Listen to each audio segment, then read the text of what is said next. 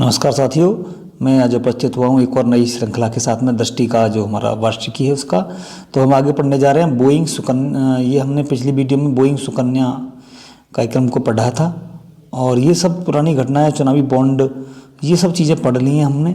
तो अगला वाला जो इस बार का जो पार्ट है वो प्रारंभ होने जा रहा है, एक नई महत्वपूर्ण घटना जो कि अटल सेतु सिस्टम से शुरू होगा। अटल सेतु, तो साथियों एक बार देखते हैं अटल बिहारी वाजपेयी शिवड़ी न्हावा सेवा अटल सेतु। एक्चुअली में ये क्या है कि यह एक मोदी जी ने एक नया परिवहन अवसंरचना को बढ़ावा देने के लिए और कनेक्टिविटी को मजबूत करने के लिए एक सेतु का अभी हाल ही में उद्घाटन किया है, जैसे कि इसका नाम रखा गया है अटल बिहारी वाजपेयी शिवड़ी न्हावा सेवा अटल सेतु। ठीक है, अब ये है क्या? वास्तव में ये मोदी जी ने 2016 में दिसंबर में इस सेतु की आधारशिला रखी थी, परंतु अब ये बनकर तैयार हो गया है, जिसको 12 जनवरी 2024 को नरेंद्र मोदी जी ने अटल बिहारी वाजपेयी न्हावा सेवा अटल सेतु का उद्घाटन भी कर दिया।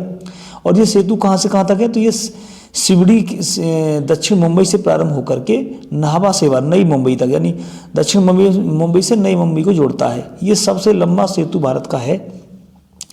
ये भारत को सबसे लंबा समुद्री सेतु भी है, यह भारत का सबसे लंबा समुद्री सेतु भी है।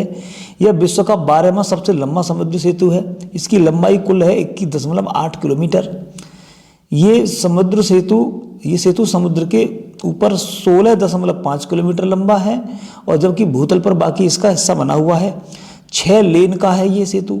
नाभिकीय रिएक्टर या भूकंप जैसी विभिन्न घटनाओं से ये एकदम प्रोटेक्टेड है, आपदा प्रतिरोधी है। इसमें कोई भूकंप, ज्वार इत्यादि चक्रवात आ जाए इस पर कोई प्रभाव नहीं पड़ेगा। एक बात और है कि इसमें कितना लोहा इस्पात लगा हुआ है, तो 1.77 लाख मेट्रिक टन इस्पात लगा हुआ है। एफिल टावर के निर्माण से 17 गुना अधिक इसमें लोहा लगा हुआ है। हावड़ा सेतु से इसमें 4 गुना अधिक लोहा लगा हुआ है। ये मुंबई से नई मुंबई की कनेक्टिविटी को सुगम बनाएगा। जो दूरी 2 घंटे में तय होती थी, अब वो मात्र 15 मिनट में हो जाएगी। ठीक है, आपको ये ध्यान रखना है। आगे आता है हमारा स्वच्छ सर्वेक्षण 2023। स्वच्छ सर्वेक्षण 2023 11 जनवरी को 2024 को मुर्मू जी, जो हमारी महामहिम राष्ट्रपति हैं, उनके द्वारा इसके परिणाम घोषित किए गए। 4,477 शहरों का आकलन किया गया। 61 छावनियों का, 88 गंगा किनारे बसे शहरों का आकलन किया गया। अब स्वच्छ सर्वेक्षण का ये कौन सा संस्करण था? तो 8वां था, क्योंकि ये 2016 से प्रारंभ है। 2023 में जो भी राष्ट्रीय आंकड़े जो जारी किए गए हैं वो 1 लाख से अधिक जनसंख्या के आधार पर मुख्य रूप से जारी किए गए हैं। तो 7वीं बार जो इंदौर है वो भारत का सबसे स्वच्छ शहर घोषित किया गया है 1 लाख से अधिक जनसंख्या के हिसाब से वाले आंकड़ों में। तो और सूरत भी इसके साथ साथ चल रहा है, प्रथम रैंक में भी चल रहा है। ठीक है, 10 शहरों की रैंकिंग में 1 लाख से अधिक जनसंख्या वाली श्रेणी में तो फर्स्ट रैंक पे इंदौर और फर्स्ट रैंक पे ही है सूरत। ठीक है ना, ये दोनों चीज़ आपको ध्यान रखनी है। 7वीं बार हुआ इंदौर को। बाकी के तीसरे स्थान पर रखा गया है नई मुंबई को, चौथे पे विशाखापट्टनम को, 5वीं पे भोपाल मध्य प्रदेश का, 6ठा विजयवाड़ा आंध्र प्रदेश का, 7वां नई दिल्ली, 8वां है तिरुपति, 9वां है ग्रेटर हैदराबाद और 10 है पुणे महाराष्ट्र का। चलिए 1 लाख से कम जनसंख्या की श्रेणी में हम चले जरा, तो 5 शहर टॉप 5 कौन कौन है? तो सासवाड़ महाराष्ट्र का पहले नंबर पे, पाटन दूसरा, लोनावाला तीसरा। और राज्यवार हम देखते हैं एक बार, तो पहले रैंक पे महाराष्ट्र है, दूसरे रैंक पे मध्य प्रदेश और तीसरे पे छत्तीसगढ़ है। उत्तर प्रदेश का इसमें हम देखें तो 9वां स्थान आता है, जबकि बिहार 15वें स्थान पर चल रहा है। अब गंगा शहरों में देखें, क्योंकि मुख्य रूप से उत्तर प्रदेश में प्रभावित है उत्तराखंड में, तो उत्तर प्रदेश और उत्तराखंड के ही शहर होंगे। नंबर 1 पे वाराणसी, नंबर 2 पे है प्रयागराज, बिजनौर, हरिद्वार, कन्नौज। ठीक है, केवल हरिद्वार चौथे नंबर पर आया है। छावनी में महू छावनी मध्य प्रदेश की सबसे पहले स्थान पर रही है। स्वच्छ छावनी घोषित किया गया। 1 लाख से अधिक जनसंख्या की श्रेणी में 20 शहरों में उत्तर प्रदेश के केवल एक शहर नोएडा को 14वां स्थान मिला है। अब आते हैं इसी श्रेणी में गाजियाबाद को 38वां, अलीगढ़ को 40वां, वाराणसी को 41वां, लखनऊ को 44वां और फिरोजाबाद को 52 और प्रयागराज 71वें स्थान पर रहा है। टॉप 100 में रहे हैं। चंडीगढ़ को सर्वश्रेष्ठ सफाई मित्र सुरक्षित शहर घोषित किया गया। चंडीगढ़ को, है ना, सबसे सर्वश्रेष्ठ सफाई मित्र सुरक्षित शहर किया गया। नोएडा को 5 स्टार शहर के रूप में प्रमाणित किया गया। पुरस्कार समारोह के दौरान स्वच्छ भारत मिशन के गीत कवि यानी एंथम का भी विमोचन किया गया। इसका गीत था नया संकल्प है नया प्रकल्प है, जो कि कैलाश खेर साहब ने गाया है। चलिए अब आगे शुरू करते हैं 370 जो अनुच्छेद है, इस पर सर्वोच्च न्यायालय का जो ऐतिहासिक फैसला, जो ऐतिहासिक निर्णय आया है उसके बारे में जरा देखते हैं। 370 आपको पता ही, अनुच्छेद भारतीय संविधान का अनुच्छेद 370 जम्मू कश्मीर को विशेष दर्जा प्रदान करता है और यह एक 1949 में अस्थायी प्रावधान के रूप में जोड़ा गया था, परंतु बाद में इसमें संशोधन की आवश्यकता हुई और अनुच्छेद 35A अनुच्छेद 370 को बाद में संशोधित किया गया है। तो इसके विषय में जानते हैं। अगस्त 2019 में भारतीय संसद ने अनुच्छेद 370 और 35A के तहत जम्मू कश्मीर को प्रदत्त विशेष दर्जे को समाप्ति करने की मंजूरी प्रदान की और अनुच्छेद 370 और 35A को निरस्त किए जाने के बाद 31 अक्टूबर 2019 को जम्मू कश्मीर और लद्दाख को 2 अलग अलग यूनियन टेरिटरी के रूप में गठित कर दिया। 11 दिसंबर 2023 को सर्वोच्च न्यायालय ने 5-0 के फैसले से, सर्वसम्मति के फैसले से संविधान के अनुच्छेद 370 और 35A को निरस्त करने को वैध भी ठहरा दिया। अब इसमें ये देखते हैं कि वो जज कौन कौन थे। तो डी.वाई. चंद्रचूड़ साहब और एस.के. कौल, संजीव खन्ना जी और वी.आर. गवई और जस्टिस सूर्यकांत शामिल थे। 5 जजों की ये खंडपीठ थी। इन्होंने ही निर्णय 5-0 से सुनाया था। 5 अगस्त 2019 को निर्णय लिया गया संविधान एकीकरण को बढ़ावा का उद्देश्य से, न कि इसका उद्देश्य विघटन था, इसलिए ये सर्वोच्च न्यायालय के बयान थे। 370 एक अस्थायी उपबंध था, इसको यह अनुच्छेद संक्रमणकालीन दौरान भारत के साथ जोड़ा गया और 370 को वैध ठहराते हुए जम्मू कश्मीर की संविधान सभा में उपस्थित राष्ट्रपति जम्मू कश्मीर के संदर्भ में आदेश जारी कर सकता है, ऐसा लिखा गया है। अब आता है सर्वोच्च न्यायालय ने इस तथ्य को स्वीकार किया कि 5 अगस्त 2019 को तत्कालीन राष्ट्रपति अनुच्छेद 370 को निरस्त करने का पूरा अधिकार रखते हैं। सर्वोच्च न्यायालय ने इस तथ्य को भी स्वीकार किया है कि अनुच्छेद 370 के तहत शक्तियों का प्रयोग करते हुए राष्ट्रपति एक तरफा अधिसूचना भी जारी कर सकते हैं। तो कुल मिलाकर अभी महत्वपूर्ण यह है कि सर्वोच्च न्यायालय ने इस तथ्य को भी सही ठहराया है कि जब अनुच्छेद 370 निरस्त हो ही चुका है तो जम्मू कश्मीर के संविधान का कोई भी अस्तित्व नहीं रहा, यानी कि वहाँ के संविधान की कोई वैल्यू भी नहीं है और ये सर्वसम्मति दोनों सदनों में साधारण बहुमत के साथ ये पारित हो चुका है। तो इस प्रकार अब 30 सितंबर चर्चा में क्यों है कि 30 सितंबर जम्मू कश्मीर राज्य में जल्दी से जल्दी 30 सितंबर तक जो चुनाव कराए जाने थे वो चुनाव हो चुके हैं, तो इस बारे चर्चा में है। आगे चलते हैं। नमो ड्रोन दीदी योजना बहुत इंपॉर्टेंट है। नमो ड्रोन दीदी योजना देखो, भारत दुनिया में दूसरा ऐसा उर्वरकों का सबसे बड़ा उत्पादक है जो कि विश्व का दूसरा बड़ा आयातक भी है, यानी हम उत्पादक भी हैं, उर्वरकों के बहुत ज़्यादा उत्पादन भी करते हैं, फॉस्फेट, पोटास आदि खनिजों का, परंतु हम आयातक भी करते हैं क्योंकि ज़रूरत ही इतनी है। अब इसको वैकल्पिक उर्वरकों के रूप में हम अभी ये भी एक काम कर रहे हैं प्रोजेक्ट पे कि नवोन्वेषी जैसे तरल नैनो उर्वरकों के निर्माण पे भी काम कर रहे हैं, जिसके तहत नैनो यूरिया हो गया, नैनो डीएपी हो गया। तो इन सभी के लिए हम खेतों में उर्वरकों के छिड़काव के लिए कुशल प्रणाली का विकास भी करना चाहते हैं। इस उद्देश्य से हमने ड्रोन प्रौद्योगिकी को महत्वपूर्ण साबित करते हुए किसान ड्रोन के उद्भव से कृषि पद्धतियों में क्रांतिकारी परिवर्तन संभव करने की दिशा में चल रहे हैं। तो कृषि ड्रोन के माध्यम से छिड़काव प्रणाली स्वचालित हो गई है। इसके लिए 29 नवंबर 2023 को केंद्रीय मंत्रिमंडल ने नमो ड्रोन दीदी योजना को मंजूरी दे दी है। इसमें 30 नवंबर 2023 को प्रधानमंत्री नरेंद्र मोदी जी ने प्रधानमंत्री महिला किसान ड्रोन का शुभारंभ किया। ठीक है, यह एक केंद्रीय क्षेत्र की योजना है। अब इसके लिए कितने रुपए 1261 करोड़ रुपए निवेश का प्रावधान है। इसके अंदर क्या होना है कि 15,000 चयनित महिलाओं या स्वयं सहायता समूहों को ड्रोन दिए जाने हैं। अब ड्रोन के माध्यम से वो छिड़काव करेंगी, नैनो उर्वरकों का इत्यादि किया जा सकेगा, बहुत आसानी हो जाएगी इससे।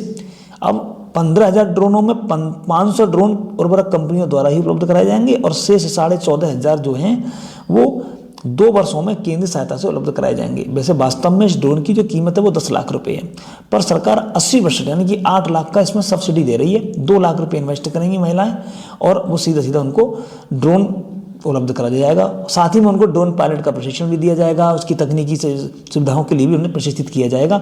इसके बाद ही वह उसको संचालित कर पाएंगी।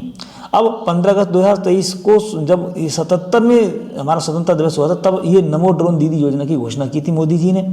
अब 11 मार्च को ये चर्चा में क्यों आया? क्योंकि 1000 नमो ड्रोन दीदियों को ड्रोन सौंप दिए गए हैं, 1000 ड्रोन, ठीक है, इसलिए ये चर्चा में है, पहली खेप पहुंच गई है। अब आता है पीएम जनमन कार्यक्रम। चलिए अब आगे चलते हैं। पीएम जनमन कार्यक्रम। पीएम जनमन कार्यक्रम 2011 की जनगणना के अनुसार भारत में अनुसूचित जनजातियों की संख्या आपको पता ही है कि लगभग 10.5 करोड़ है। अब इसमें 18 राज्यों में और केंद्र शासित प्रदेशों में लगभग 75 समुदाय ऐसे हैं जो कि विशेष रूप से संवेदनशील जनजाति समूह हैं, यानी कि PBTGS हैं। तो उनको उनकी आर्थिक और सामाजिक और शैक्षिक क्षेत्रों में असुरक्षा का उनको सामना करना पड़ता है। उससे उनको बाहर निकालने के लिए पीएम जनमन योजना का शुभारंभ किया गया है। जो 23-24 का जो बजट हुआ तो निर्मला सीतारमण जी ने इसके लिए एक विशेष मिशन का प्रावधान किया, जिसमें पीबीटीजी विकास मिशन प्रारंभ किए जाने की घोषणा की गई। अगले 3 वर्षों में इस मिशन को लागू करने के लिए 15,000 करोड़ रुपए की जो राशि है वो इसकी उपलब्धता की घोषणा की गई। अब इसमें पीबीटीजी परिवारों में क्या किया जाना है, सुरक्षित आवास प्रदान किए जाने हैं, स्वच्छ पेयजल, स्वच्छता, शिक्षा, स्वास्थ्य और पोषण, सड़क, दूरसंचार, संपर्कता और संधारणीय आजीविका जैसे अवसरों को के बुनियादी ढांचों को उपलब्ध कराया जाएगा। ठीक है। 15 नवंबर 2023 को मोदी जी ने जनजातीय गौरव दिवस के अवसर पर झारखंड के खूंटी जिले में प्रधानमंत्री जनजाति आदिवासी न्याय महाअभियान की शुरुआत भी की और 75 जनजाति समूहों को विकसित करने के लिए उन्होंने योजनाओं की घोषणा भी की कि हम इनको विकसित करेंगे। अब इस मिशन में 23-24 के वर्ष 2025-26 तक 24,104 करोड़ रुपए की कुल व्यय की मंजूरी प्रदान की गई। 9 मंत्रालय और 11 विशेष महत्वपूर्ण क्षेत्रों पर ध्यान देने के लिए काम करने के लिए लगाए गए। 11 क्षेत्र जैसे पक्का घर बनाना, सड़क कनेक्टिविटी, संचार, सुरक्षा, जल, इन सब के लिए ध्यान दिया जाएगा। समन्वयक मंत्रालय जो इसमें नोडल कौन रहेगा, तो केंद्रीय जनजाति कार्य मंत्रालय इसमें नोडल रहेगा और समन्वयक मंत्रालय के रूप में होगा ये। 8 मंत्रालय विशेष विभाग से विशेष क्षेत्र से जुड़ी हुई पहलों को लागू करेंगे। 220 जिलों में 22,500 से अधिक बस्तियों में 28 लाख से अधिक लोगों को लाभ पहुंचेगा। 18 राज्य और अंडमान निकोबार द्वीप समूह में इस सामाजिक आर्थिक स्थिति में ये पीबीटीजीएस की स्थिति को सुधार करने के लिए लगाया जाएगा। 25 दिसंबर 2023 को केंद्रीय जनजाति कार्य मंत्रालय ने पीएम जनमन के तहत जन सूचना, शिक्षा और संचार अभियान की शुरुआत की है। अब इस अभियान की जागरूकता बढ़ाने और पीबीटीजी बहुल जनजातीय बस्तियों में सरकारी योजनाओं को 100% पहुंच सुनिश्चित करने के लिए प्रारंभ किया गया है पीएम जनमन। आगे चलते हैं। 5 राज्यों में विधानसभा के चुनाव हुए थे, बहुत जल्दी में एक नजर में देख लेते हैं। 5 राज्य कौन कौन? छत्तीसगढ़, मध्य प्रदेश, मिजोरम, राजस्थान, तेलंगाना। इसमें 5 राज्यों में चुनाव हुए थे। नवंबर दिसंबर के माह में इनके परिणाम आए और मुख्यमंत्री नए नियुक्त किए गए, जो नए मुख्यमंत्री हुए हैं। तो पहले छत्तीसगढ़ विधानसभा देखते हैं। छत्तीसगढ़ विधानसभा में 90 सीटें हैं, 10 सीटें एससी को, 29 एसटी को। ऐसे विधानसभा का जो शुभंकर था यह था चुनई चिरई, ध्यान रखिएगा। छत्तीसगढ़ विधानसभा में कुल 76.31% मतदान हुआ। इस मतदान के परिणाम 3 दिसंबर को आए। सबसे बड़ी पार्टी जो आईएनसी को पराजित करके बाहर निकली वो बीजेपी ने सबसे ज़्यादा बहुमत हासिल किया और 19 महिलाएं इसमें निर्वाचित हुई और महिला विधायकों की संख्या ये अब तक की सर्वाधिक है 19। और मुख्यमंत्री जो बनाए गए हैं विष्णुदेव साय। ये ध्यान रखना, ये छत्तीसगढ़ के पहले आदिवासी मुख्यमंत्री हैं और चौथे मुख्यमंत्री के रूप में हैं। साथ में 2 उप मुख्यमंत्री नियुक्त किए गए, अरुण साव और विजय शर्मा। अब आता है मध्य प्रदेश की ओर चलते हैं जरा। तो मध्य प्रदेश में क्या हुआ? 230 सीटें हैं, 47 एसटी के लिए और 35 एससी के लिए हैं। अब इसके तहत 17 नवंबर को चुनाव संपन्न हुआ। 77.15% चुनाव परसेंटाइल दर्ज किया गया। 16वीं विधानसभा 23 दिसंबर को परिणाम घोषित किए गए। बीजेपी ने 70% से अधिक सीटें जीतकर बहुमत हासिल कर लिया और भोपाल के मोहन यादव को नए मुख्यमंत्री के रूप में शपथ दिला दी। साथ में जगदीप देवड़ा और राजेंद्र शुक्ला इसके उप मुख्यमंत्री बने।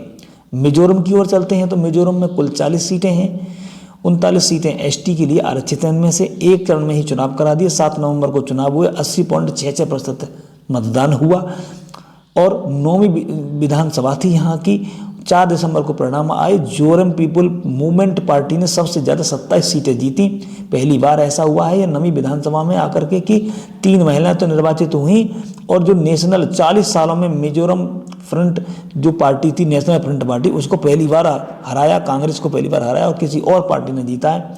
तो यहाँ के जो पहली बार जो मंत्री बने हैं, वो मुख्यमंत्री जो बने हैं वो लाल दुहोमा है ना, ये पहले के आईएएस ऑफिसर रह चुके हैं लाल दुहोमा जी, और ये हमारे जेपीएम पार्टी के नेता यहाँ के मुख्यमंत्री बन गए। साथ ही साथ में और एक पहली कैबिनेट मंत्री के रूप में बनी लाल रिनपुरई, मिजोरम की पहली इतिहास में मंत्री पद ग्रहण करने वाली पहली और तीसरी महिला बन गई हैं। ठीक है।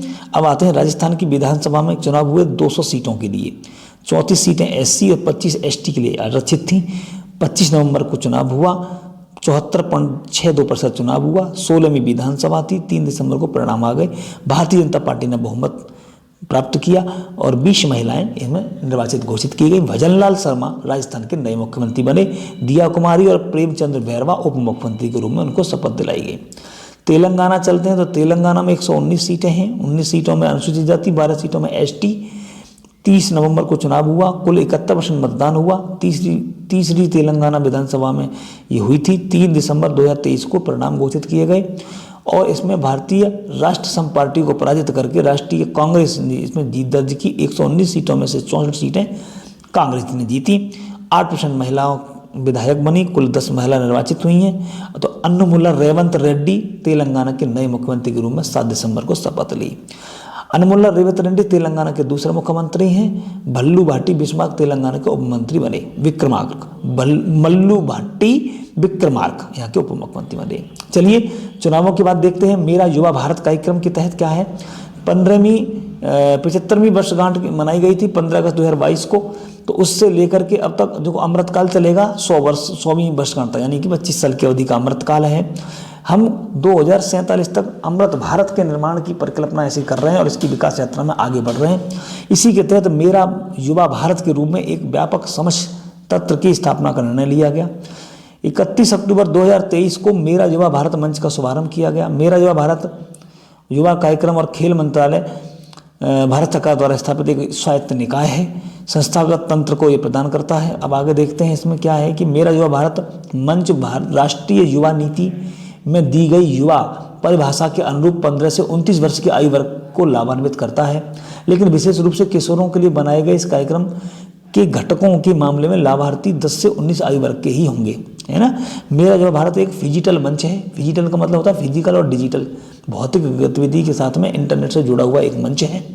यह युवाओं को मात्र निष्क्रिय प्राप्तकर्ता की जगह विकास का सक्रिय संचालक बनाने में मदद करेगा।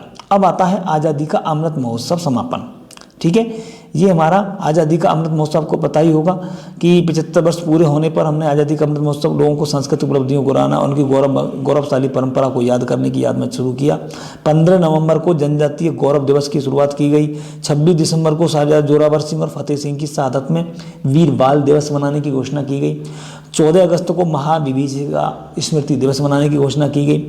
31 अक्टूबर को राष्ट्रीय एकता दिवस मनाया गया और मेरी माटी मेरा देश अभियान और अमृत कलश यात्रा से ये समापन समारोह हुआ। यानी कि ये जो हमारा आज़ादी का अमृत महोत्सव का समापन कब हुआ है आपसे पूछा जाएगा, तो मेरी माटी मेरा देश की अमृत कलश यात्रा के साथ ये समापन हो गया। आपको ध्यान रखना इसमें कुछ पुरस्कार वितरण किए गए, जैसे कि अमृत महोत्सव के दौरान उत्कृष्ट प्रदर्शन करने वाले राज्यों की घोषणा की गई। जम्मू कश्मीर, गुजरात और हरियाणा, राजस्थान 3। और मंत्रालय के रूप में केंद्रीय विदेश मंत्रालय, रक्षा मंत्रालय, रेल मंत्रालय और शिक्षा मंत्रालय समग्र 3। ऐसे करके नई दिल्ली स्थित कर्तव्य पथ पर अमृत महोत्सव स्मारक का शिलान्यास किया 31 अक्टूबर को मोदी जी ने। अब ये थोड़ा याद रखना, मेरी माटी मेरा देश जो संकल्प प्रयोजन है ये 75 वर्ष पूरे होने के उपलक्ष्य में आयोजित किया गया है। अभी अमृत महोत्सव का समापन कब हुआ है? 9 अगस्त से 31 अक्टूबर 2023 को समापन कर दिया है युवा खेल मंत्रालय, केंद्रीय संस्कृति मंत्रालय द्वारा। इस अभियान में उन वीरों और वीरांगनाओं को श्रद्धांजलि स्वरूप आयोजित किया गया जिन्होंने देश के लिए सर्वोच्च बलिदान दिया है। इस अभियान की टैगलाइन थी मिट्टी को नमन वीरों को वंदन। समझ रहे हो? चलिए, अब नमो भारत ट्रेन, भारत की पहली रैपिड रेल सेवा प्रारंभ कर दी गई है। RRTS क्षेत्रीय रैपिड रेल ट्रांजिट प्रणाली। ठीक है, यह लंबी दूरी की यात्रा करने वाले यात्रियों के लिए एक विकसित प्रणाली है। ये जो मेट्रो रेल सेवा से 3 गुनी अधिक तेज चलेगी, है ना, 3 गुनी अधिक। 8 गलियारे इसमें चिन्हित किए गए दिल्ली से NCR क्षेत्र में। तो दिल्ली गाजियाबाद मेरठ नंबर 1, दिल्ली गुरुग्राम SNV अलवर मतलब 2, दिल्ली पानीपत 3, दिल्ली फरीदाबाद और बल्लभगढ़ तक ये 4, खुर्जा गाजियाबाद से खुर्जा 5, दिल्ली बहादुरगढ़ रोहतक 6, गाजियाबाद से हापुड़ 7 और दिल्ली शाहदरा बड़ौत 8। 20 अक्टूबर 2023 को मोदी जी ने उत्तर प्रदेश के गाजियाबाद के शाहबाद से रैपिड एक्स स्टेशन पर दिल्ली मेरठ गाजियाबाद गलियारे की प्राथमिकता वाले खंड को उद्घाटन किया गया और भारत की पहली रैपिड रेल सेवा नमो भारत ट्रेन को राष्ट्र को समर्पित कर दिया। ये कहाँ से कहाँ तक चली? साहिबाबाद से दोहाई डिपो तक इसको प्रारंभ किया गया। नमो भारत रैपिड एक्स ट्रेन को हरी झंडी दिखाई गई। यह एक क्षेत्रीय त्वरित परिवहन प्रणाली के रूप में डेवलप की गई है। तो ये गाजियाबाद दिल्ली गलियारा जो है हमारा, दिल्ली गाजियाबाद मेरठ गलियारे की लंबाई कुल 82 किलोमीटर है, उस पर ये प्रारंभ की गई है। इसकी अधिकतम स्पीड होगी 180 किलोमीटर प्रति घंटा। इसके लिए डिजाइन किया गया, परंतु 160 तक इसको मान्यता दी गई है और ये अधिकतम 160 किलोमीटर प्रति घंटा की रफ्तार से चल सकेगी और इसकी एवरेज स्पीड होगी 100 किलोमीटर प्रति घंटा। तो साथियों, ये आपने पढ़ा हमारे अच्छे से, ये सभी सूचनाएं आपने पढ़ी होंगी। इस प्रकार हम मिलते हैं एक और वीडियो में। राष्ट्रीय घटनाक्रम का अंतिम पेज होगा वो, उसमें एक 8-9 खबरें करीब रहेंगी। आपसे अनुरोध है इसको कंटिन्यू करके आप पढ़िएगा। आपको अगर इसकी PDF चाहिए तो मेरे द्वारा आप मुझे संपर्क कर सकते हैं 7017353810 पे आप मुझे बता दीजिए। मैं आपको सारा इस बुक का अब तक का PDF जिस महत्वपूर्ण भाग का मार्क किया हुआ PDF आपको उपलब्ध करा दूंगा। तो और आप अगर चैनल पर नए हैं तो ज़रूर सब्सक्राइब कर लीजिएगा, और अगर पहले से हैं तो आप कम से कम 2 साथियों को साझा करिए ताकि उनको लाभ पहुंच सके। धन्यवाद। मिलते हैं एक नई वीडियो के साथ।